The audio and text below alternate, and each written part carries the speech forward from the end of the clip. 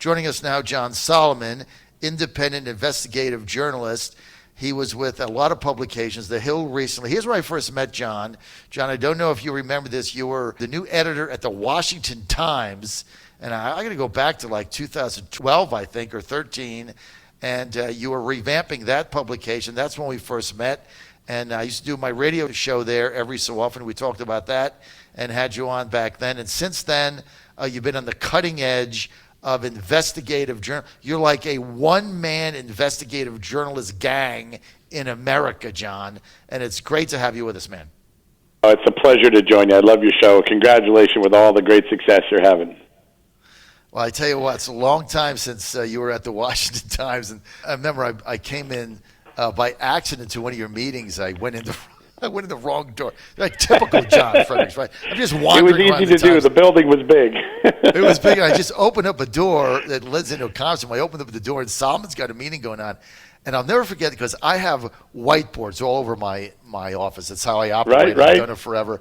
I go into John's office. He got 13 whiteboards. And he's got 3 pens in his pocket, all different colors. He's got 8 people there. He's writing all stuff on the board there. Then they're all filled up. He's got lines and graphs and dotted lines. I'm like, man, this guy's got it going on. Oh, it's so fun. Those are great memories to even remember back to, John. It's really great. Look, you've been under fire because when you do investigative reporting and you out certain things that the mainstream legacy fake news media doesn't want to talk about, blame the reporter. Isn't that amazing? It is pretty wild. They blame you. Some of the biggest things you've been working on. Well, listen, I think the most important thing is the book that I have out now because it's called Fallout, and the goal of the book was to take all the episodic reporting I did since March of 2017, where we started to break the stories, story by story, why the Russia collusion investigation was a bogus investigation, a farce, a political dirty trick. And I try to put it all together because when it comes out episodically, you forget things and you don't get the continuity of understanding what's going on.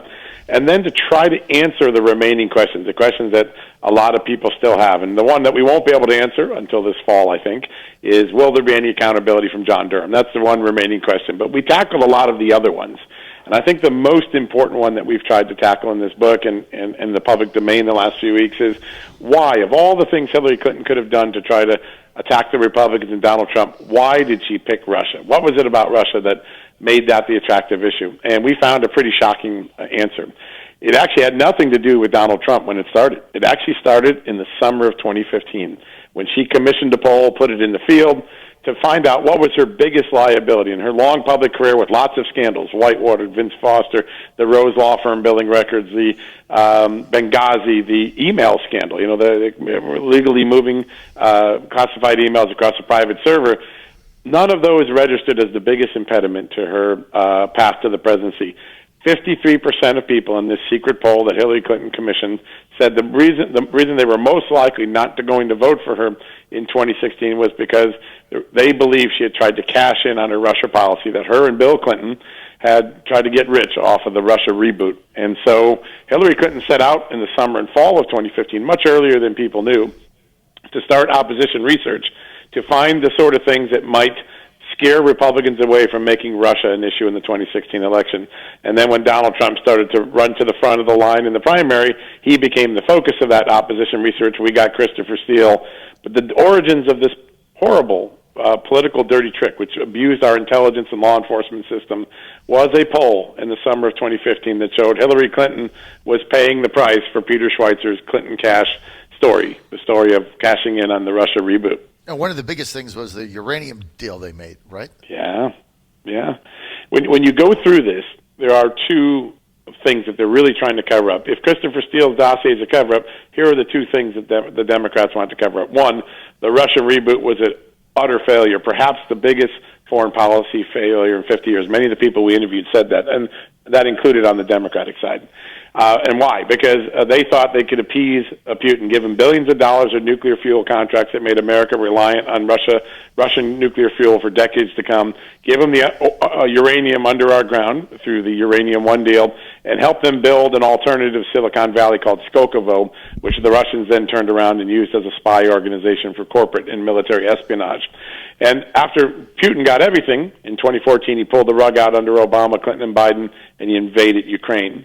And so they had to cover up not only that foreign policy failure, but the fact that numerous Democrats involved in the policy were cashing in on the Russian relationship while it was going on. Bill Clinton gets a $500,000 check. Clinton Foundation gets tens of millions of donations with people. John Podesta goes on the board of a clean energy company. Trust me, Russia doesn't care about clean energy. And the Russians come in and make a major investment. Joe Biden's primary energy policy advisor was advising the Russians and making money, telling them how they could put the American uranium business out of business and how they could get a leg up in our market. Lots of people cashed in on a really bad foreign policy blunder. John Solomon with us. John Solomon, longtime investigative reporter, recently with The Hill. Now he's on his own. He has his own news company. He's got a new book out called Fallout, Nuclear Bribes, Russian Spies, and the Washington Lies that enriched the Clinton and Biden dynasties. People want to, where do they go? Well, Amazon is the easiest and quick place to go because you can get it there and it'll be in your house in a couple of days. We have a very special thing running on Just the News, my website. We have a store called jtnshop.com. And what we've done there is we have a special version of the book. You get an autograph, but more importantly, you get to attend 5 or 6 of these 1-hour sessions where real readers and viewers and consumers and listeners can ask questions of me and other experts, Sarah Carter, Doug Campbell, the undercover informant that was inside helping the FBI uncover the Russia corruption. We're going to bring all these people together over the next 2 weeks. So you can get it there at jtnshop.com or at Amazon. Those are the 2 easiest ways to get it.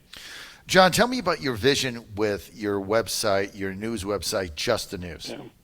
You know, it's funny. It's a total accident that it started. I was at The Hill, was doing lots of reporting on this, and when I would go out in the field, I'd bump into people. I would hear this line constantly. All I want is a place where I can just get the news. I don't want the opinion. I don't want all the snark. I don't want all of the fake news.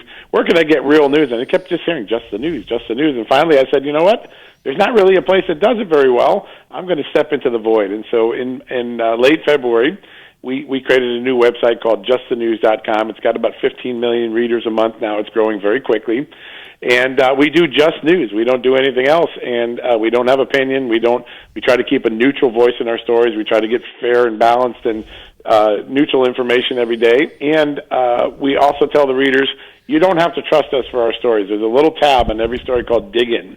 And you click on that, and everything that was in the reporter's notebook, the audio, the video, the transcripts, the documents that we may have obtained, you can go look at them yourself so you can make up your own mind. We're not here to indoctrinate. We're just here to inform. And so the site is doing really well. We're really blessed, and I hope people get a chance to go check it out at some point. I've never heard of that concept, is Dig In, where you can actually go and get the information that went into the story.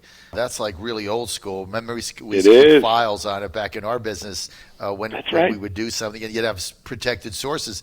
And back in the day, you'd keep them in a file. You wouldn't even put them on a computer for fear that somebody would hack in. You'd get a locked file, and you'd put that file in, and that would be your sources in there and your notes. And that was for legal reasons. Like if you ever got sued by somebody or something, that you would have to go in there. And, also as an editor, somebody would do a story, and it would be like, 3 people are collaborating it.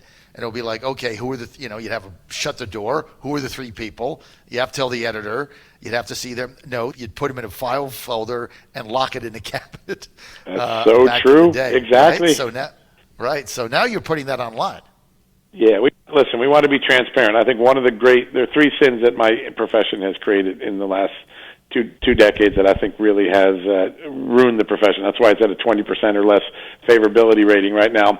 One is that we're not transparent anymore, so we try to solve that with the Dig In tool is we're no longer in an era of neutrality. They're picking winners and losers, and we're trying to remain neutral. We're going to just write neutral voice stories like the AP, where I started my career 25 years ago, used to do. Mm-hmm. And third, I think most importantly, we're not going to go just chase Twitter clicks. We're not going to go get the sensational or the obscenely stupid stories. We want to focus on real news that make a matter. So you can check us out. We're transparent. We try to remain neutral. If we don't, let us know, and we'll kick ourselves in the tail.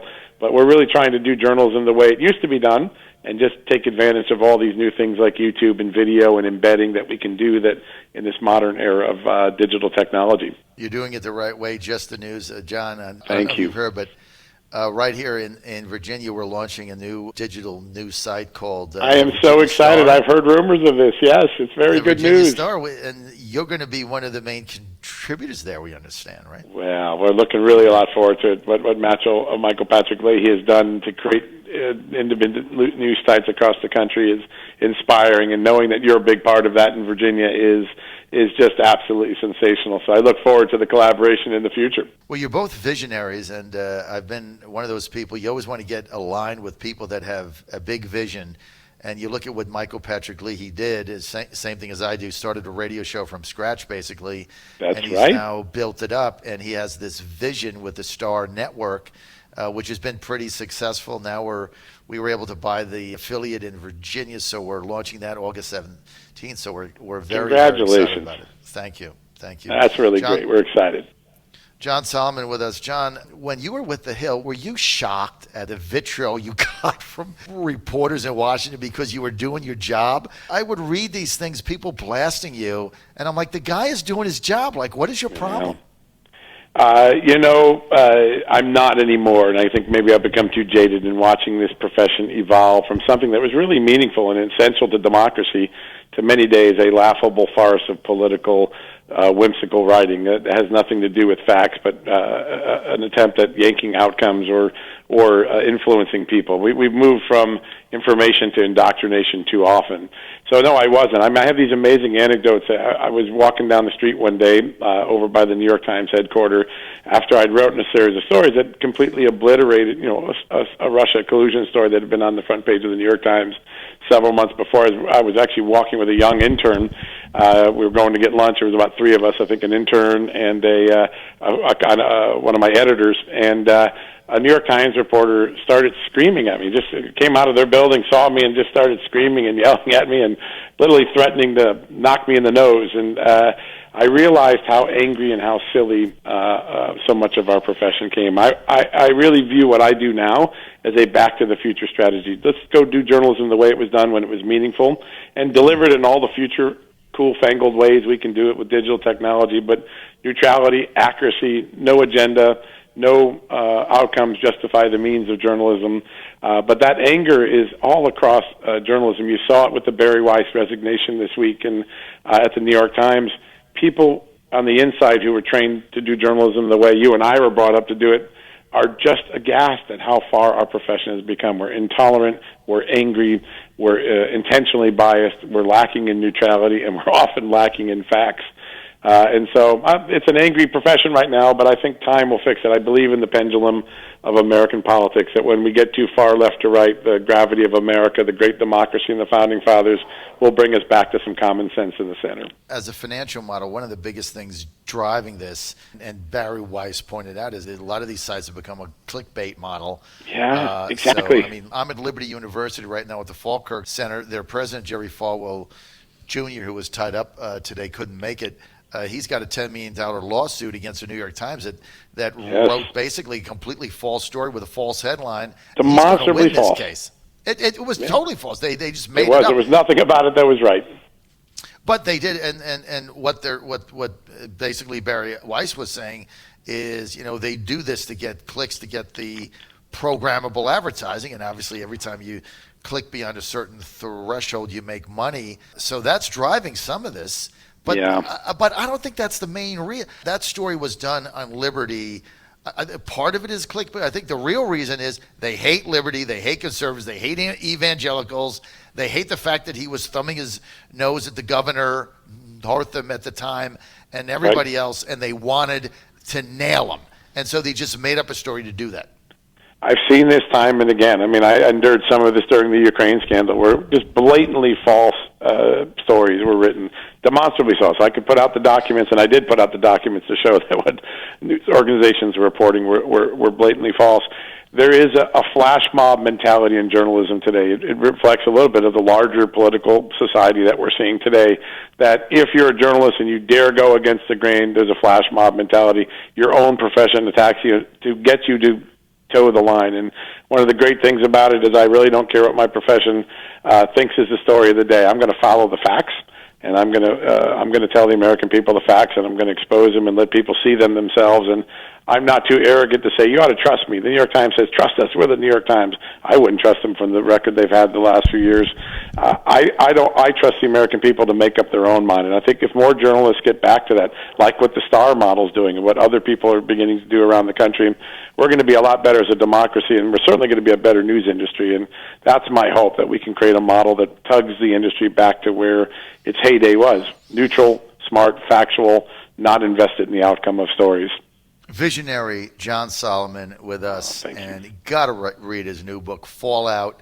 Just the title, speaking about a title, Fallout, Nuclear Bribes, Russian Spies, and the Washington Lies that enriched the Clinton and Biden dynasties. Buy his new book, Fallout. You get it on Amazon or anywhere else. Ryan, I got 1 minute. Any comments on John Solomon? Hey, I actually, John and I met just last year. We did. Solomon, so thankful for you and all you're doing. And this is so needed. I just think about where SEOs have come. And anytime we try to look for something, you can't Google search anything. You cannot find news by Google searches.